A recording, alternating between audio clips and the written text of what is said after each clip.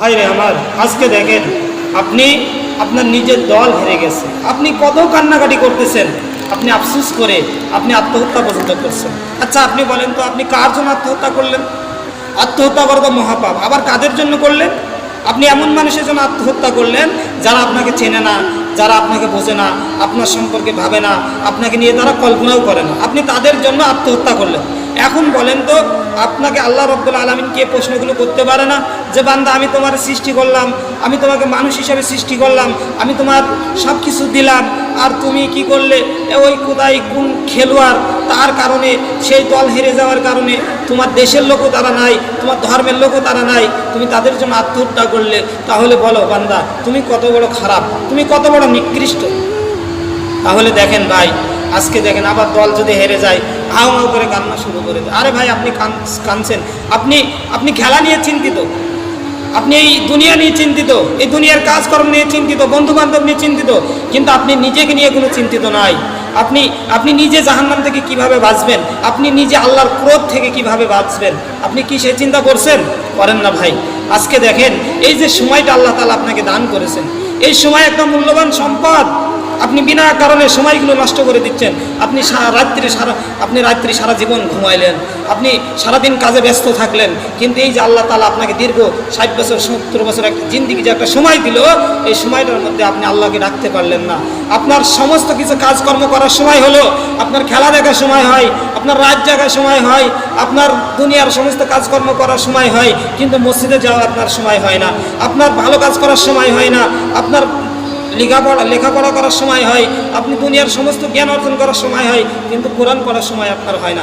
আরে ভাই, আপনি যদি কোরআন পড়েন আপনার তো নিজের উপকার হবে ভাই, আপনি যদি নামাজ পড়েন আপনার নিজের উপকার হবে, আপনি যদি কোরআন পড়েন তাহলে আপনার নিজেরই উপকার হবে, আপনি যদি ইসলামের পথে চলেন আপনার নিজের উপকার হবে, আপনি যদি নামাজ পড়েন আপনার নিজের উপকার হবে। তাহলে আপনি নিজের উপকারের জন্য আপনার কোনো চিন্তা নেই, আপনার চিন্তা হলো দুনিয়ার এই মানুষ নিয়ে, যে মানুষগুলো আপনাকে চেনে না, যে মানুষগুলো আপনার নাম জানে না, আপনার পরিচয় জানে না, সেই মানুষগুলো এক খেলায় হেরে গেছে, আর আপনি সারাদিন কান্নাকাটি করছেন। আপনি কত বড় নফরমান, আপনি কত বড় বেয়াক্কেল বান্দা, আপনি কত বড় জ্ঞানহীন, আপনি কত বড় জাহেল, আপনি কত বড় মূর্খ, আপনি কি এটা বুঝতে পারছেন? বুঝতে পারেন না। সম্মানিত ভাইরা আমার, তাহলে দেখেন এইভাবে আপনার জীবনটাকে আপনি শেষ করে দিচ্ছেন ভাই। আপনি যদি জাহান্নামী হয়ে যান, আপনি নিজে কষ্ট পাবেন, আপনার ভাই কিন্তু কষ্ট পাবে না, আপনার পিতামাতা কষ্ট পাবে না, আপনার বন্ধু কিন্তু কষ্ট পাবে না, আপনার পাড়া প্রতিবেশী কষ্ট পাবে না, আপনি নিজেই কষ্ট পাবেন। আপনি কবরে যাবেন, কবরে আপনাকে যে শাস্তি দেওয়া হবে, আপনি কিন্তু নিজেই শাস্তির সম্মুখীন হবেন। সেই জন্য যুবক ভাইরা যারা তোমরা আসো, তোমরা তওবা করো, আল্লাহর পথে আসো, আল্লাহ সম্পর্কে একটু বোঝো। দুনিয়ার সমস্ত জ্ঞান তো অর্জন করলা, একটু কোরআন পড়ো। এই যে এখন বর্তমান কোরআন হাদিস তো চর্চা করা সহজ, আমরা কিন্তু ভালো কাজ করতে চাই না ভাই। তাহলে এই দুনিয়ায় এসেছেন, একদিন চলে যেতেই হবে, তাহলে এই দুনিয়ার সমস্ত কাজ করার হিসাব কিন্তু আপনার দেওয়া লাগবে, আল্লাহর সামনে আপনাকে দাঁড়ানো লাগবে কিনা? অবশ্যই দাঁড়ানো লাগবে।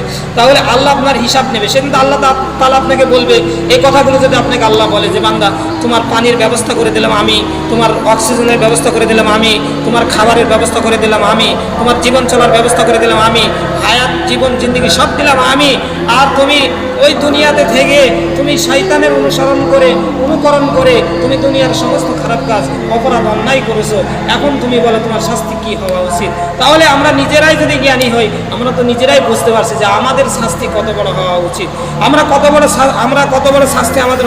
যে রসুল আমাদের আদর্শ, যিনার সাফায়াত ছাড়া কোনো ব্যক্তি জান্নাতে যেতে পারবে না, তাহলে সেই রসুল সাল্লাল্লাহু আলাইহি সাল্লাম কে অনুকরণ করার দরকার ছিল, সেই রসুলকে ভালোবাসার দরকার ছিল।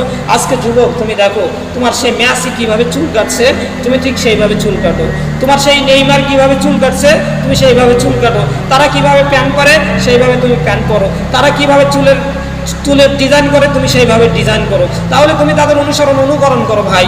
তাহলে দেখেন তাদের অনুকরণ করে আপনি আল্লাহর কাছে কি হিসাব দিবেন বলেন? তাহলে যে রসুল আপনাকে কিয়ামতের দিন, আপনার রসুলের সাফায়াত ছাড়া আপনি জান্নাতে যেতে পারবেন না, আর আপনি মুসলমান হয়ে সারা দিন আপনি আল্লাহর বিধিবিধান না মেনে, আল্লাহ তাআলার হুকুম হাকাম না মেনে আপনি যা খুশি তাই করছেন। আপনি দেখেন এই যে অনেকে আছে ফুটবল খেলা দেখে সারা রাত আপনি খেলা দেখছেন, কিন্তু কখনো আপনার জীবনের ইতিহাস নেই যে আপনি সারা রাত তাহাজ্জুদের নামাজ পড়েছেন বা 2 রাকাত নামাজ পড়েছেন, এরকম ইতিহাস আপনার জীবনে নেই। আপনার দল হেরে গেছে, হাউমাউ করে কাঁদছেন। আপনার গরু মারা গেছে, আপনি হাউমাউ করে কাঁদছেন। কিছু টাকা হারিয়ে গেছে, কাঁদছেন। কিন্তু আপনার জীবন থেকে সময় চলে যাচ্ছে, আপনার চামড়াগুলো জড়ো হয়ে যাচ্ছে, দাড়িগুলো সাদা হয়ে যাচ্ছে, জিহ্বার মধ্যে জড়তা চলে আসছে। এ সম্পর্কে আপনার মনের মধ্যে কোনো চিন্তা ফিকির নেই যে আমি কবরের দিকে দৌড়াচ্ছি, হয়তো আর কতক্ষণই বা বাঁচবো, 1 সেকেন্ডও বাঁচতে পারি, 1 মিনিটও বাঁচতে পারি, 1 ঘন্টাও বাঁচতে পারি, বা 10 বছরও বাঁচতে পারি, 20 বছরও। আল্লাহ তাআলা যতদিন আমার হায়াতের জিন্দিগি রেখেছে ততদিন আমি বাঁচবো, তার পরে কিন্তু বাঁচতে পারবো না। কিন্তু আল্লাহ রাব্বুল আলামিনের কাছে সেই বাঁচার জন্য আল্লাহ তাআলা সেই যে হায়াত দিয়েছে, সেই হায়াতের মধ্যে ভালো কাজ না করে আপনি চলে গেলেন, আপনি মরে গেলেন, তওবা না করে মরে গেলেন। আপনার আমলনামায় তো যখন আপনার আমলনামা খোলা হবে, কিয়ামতের দিন দেখা হবে যে আপনি খেলার জন্য কত সময় দিয়েছেন, হ্যাঁ, দুনিয়ার জন্য কত সময় দিয়েছেন, ফেসবুক চালানোর জন্য কত সময় দিয়েছেন, দুনিয়াতে খারাপ কাজে কত সময় দিয়েছেন, বিনা কারণে কত রাত জাগছেন। এগুলো সব আমলনামায় লেখা থাকবে, এক চুলও বাদ দেওয়া হবে না। সেদিনকে আফসোস করবেন, হায় আল্লাহ, আমি যদি ভালো কাজ করতাম, আমি যদি নামাজ পড়তাম, আমি যদি মসজিদে গিয়ে কোরআন পড়তাম, রব্বুল আলামিন তুমি আমাকে আরেকবার সুযোগ দাও। আল্লাহ রব্বুল আলামিন কি সুযোগ দেবে ভাই?